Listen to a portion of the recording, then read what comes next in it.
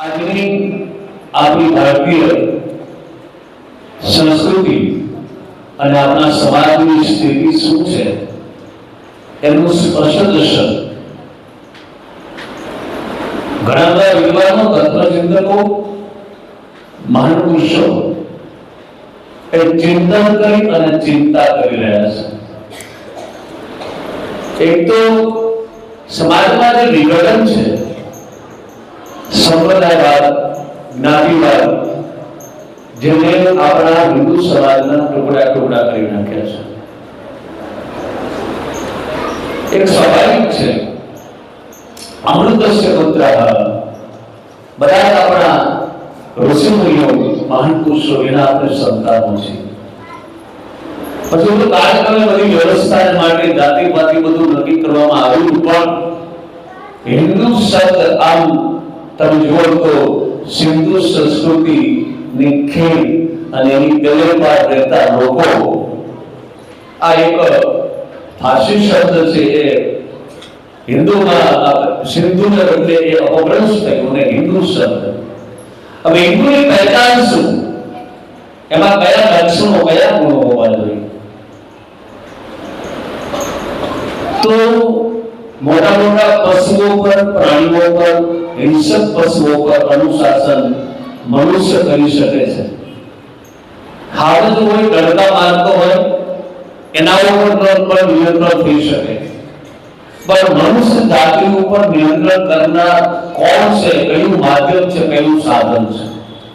ઋષિમુનિએ બતાવ્યું, સ્વધર્મે નિધનમ સત પરાધર્મ ભયાવહ, પ્રાણના અંત સુધી પોતાના ધર્મનું આચરણ કરવું, કદાચ પોતાનું જીવન સમર્પિત કરવું પડે તો ધર્મ માટે, સંસ્કૃતિ માટે એ જીવન સમર્પિત કરી દે।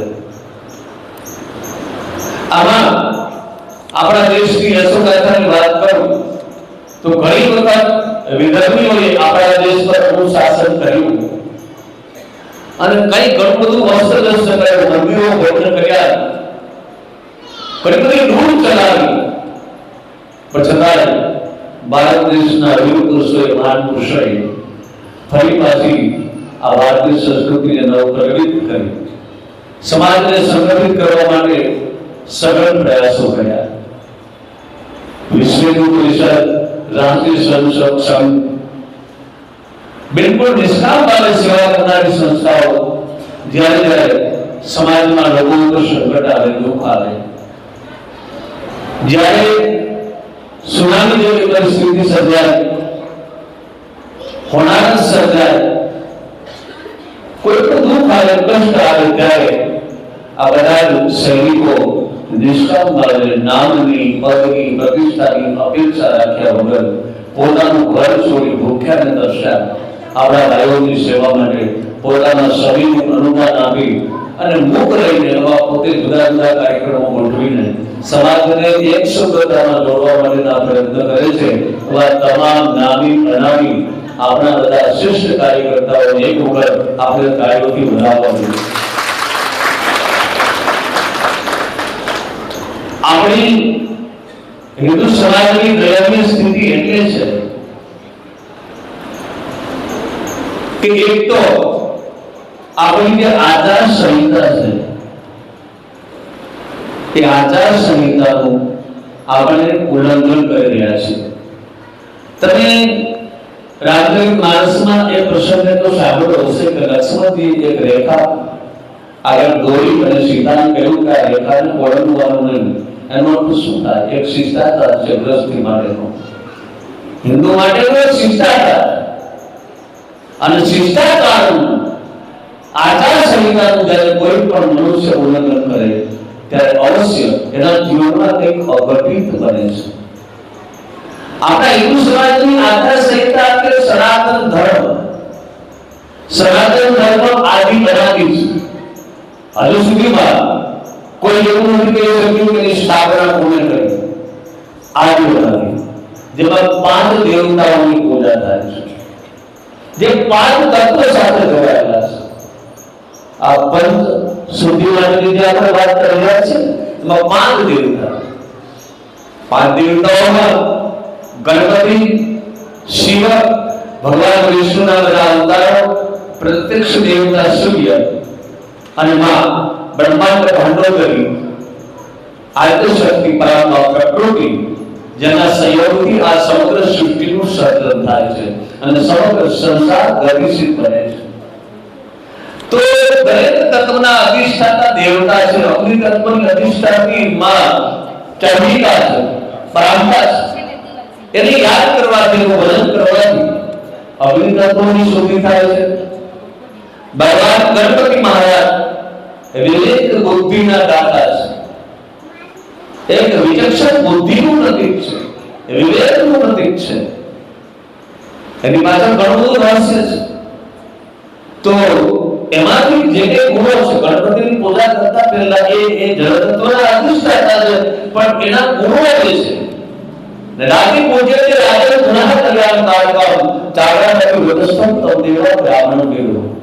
જેની આપણે પૂજા કરીએ છીએ એના શ્રેષ્ઠ ગુણોની, એની શ્રેષ્ઠ અભિવ્યક્તિ, એમના શ્રેષ્ઠ કાર્યો. તો ગણપતિ મહારાજની આંખ લીલી છે, દીર્ઘ દ્રષ્ટિ વાળું પેલા બનવું, નાક મોટું છે, સમાજમાં ઇજ્જત હોય, આબરૂ હોય, કાન મોટા છે, બધાનું સાંભળવું. કેવા વાળા ઘણા પડશે, બધાનું સાંભળવું. એક દાંત આગો છે, એક દાંત અડધો છે, અડધો દાંત છે, જ્ઞાન કદાચ ઓછું હશે તો ચાલશે, પણ શ્રદ્ધાનો પ્રવાહ જીવનમાં હંમેશા માટે અખંડ વહેતો હોવો જોઈએ. ભરોસો છે કે નજર તો મળતો નથી, એ તો અંદર જ હોય. અને ભરોસા વગરની જિંદગી જોખમમાં મુકાઈ જાય, ફિક્સમાં મુકાઈ જાય.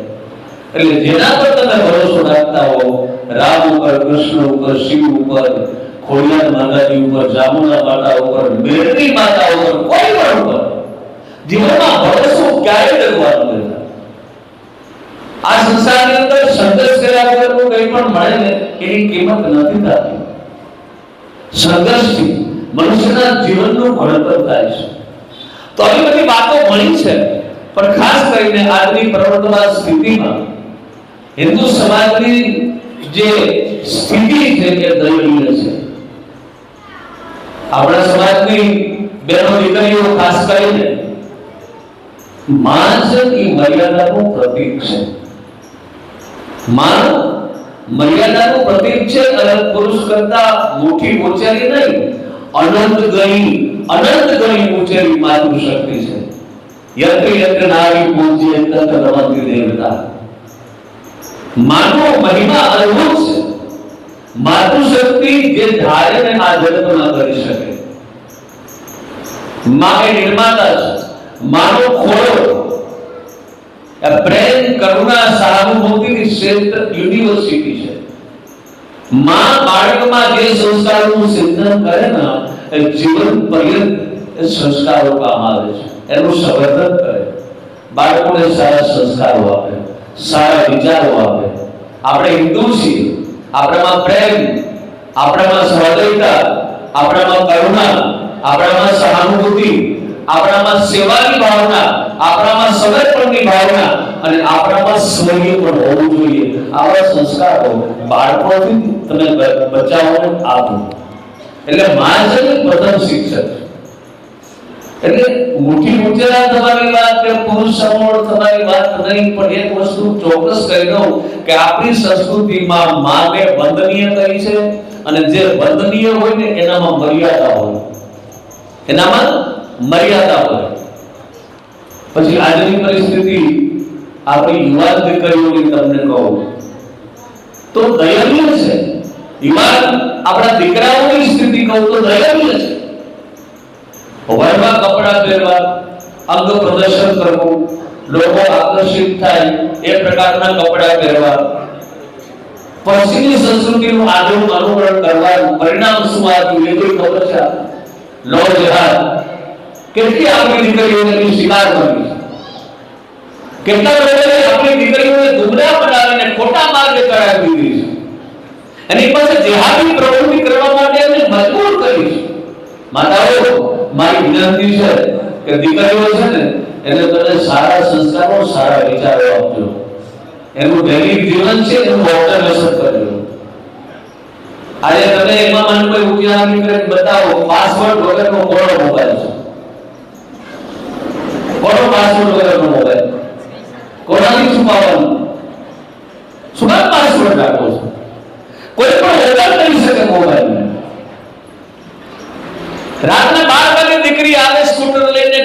આગળ સારું લાગે, હું જો કોઈ તમને કઈ ટકોર નથી કરતો, ખંડન નથી કરતો, પણ પરિસ્થિતિ એટલી બધી હજુ આના કરતા પણ ખરાબ આવશે જેનો સામનો પણ આપણે નહીં કરી શકીએ. દાદાઓ જેની તમે કલ્પના પણ નહીં કરી હોય, આ સડક ઉપરના ગામોની અંદર જઈ અને હિન્દુ સમાજની જે સ્થિતિને જોઈએ છે ને, ત્યારે મારી આંખમાં આંસુ આવી જાય કે આપણો સમાજ ક્યાં વહીવટ છે.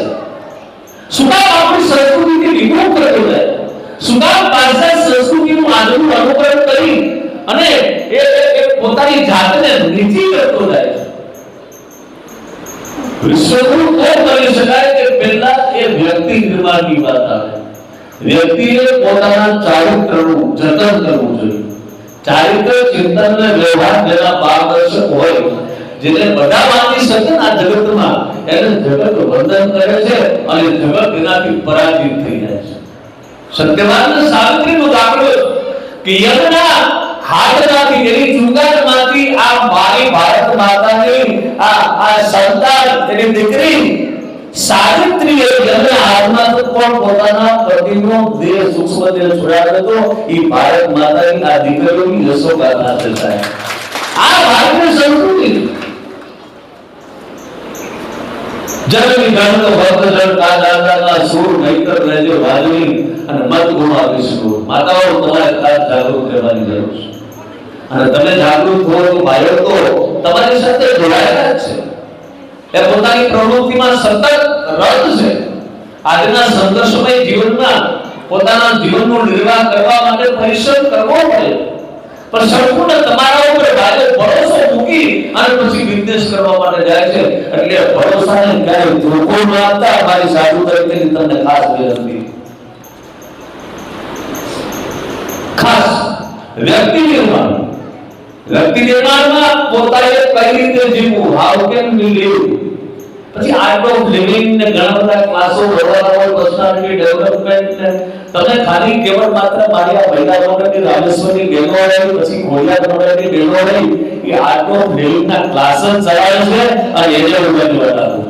બધી બહેનોને સંગઠિત કરી ભગવાનનું નામ લેતા શીખવાડે, મંદિરે જતા શીખવાડે, એમના પ્રસાદની વ્યવસ્થા કરે, બધાનો આદર કરે. આપણી સંસ્કૃતિ છે. એટલે કહેવાનો હેતુ મારો એ છે કે પહેલા વ્યક્તિ નિર્માણની વાત આવે. માણસે પોતાનું કર્તવ્ય સમજવું જોઈએ. પોતે પરિવારમાં પુત્ર છે તો પુત્ર તરીકેની પોતાની શું ફરજ છે, પરિવાર શું અપેક્ષા રાખે, પરિવારનો માલિક નહીં માલિક બનીને રહેવાનું છે. પરિવારના એક એક ફૂલ ખીલેલા હોય, ખુશબુદાર હોય, જે પરિવાર પાસેથી નીકળે તેની ખુશબુ આવે અને એવી લીટી અને એવી એક કેડી કંડારીએ કે જે કેડી ઉપર કોઈ પણ ચાલે ને તેનું સાંસારિક જીવન ધન્ય થઈ જાય. પોતે પોતાની ફરજ ન સમજે, પોતાના કર્તવ્ય નિભાવે.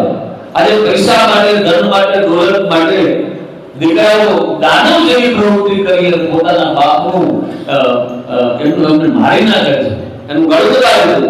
માનું પણ મૃત્યુ થવાય એટલે માન્યું છે. સંપત્તિને આટલી બધી પ્રાધાન્યતા શું કામ આપે?